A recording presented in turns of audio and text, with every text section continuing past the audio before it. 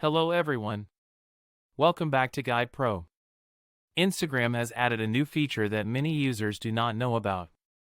This feature automatically scrolls to the next reel once the current reel finishes.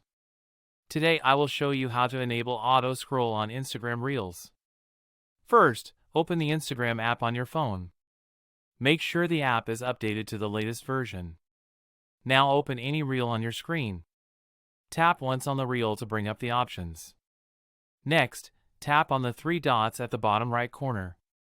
From the menu, look for the auto scroll option. Tap on auto scroll to enable it. Once enabled, Instagram will automatically move to the next reel after the current one ends. You do not need to swipe manually anymore. This makes watching reels easier and hands-free.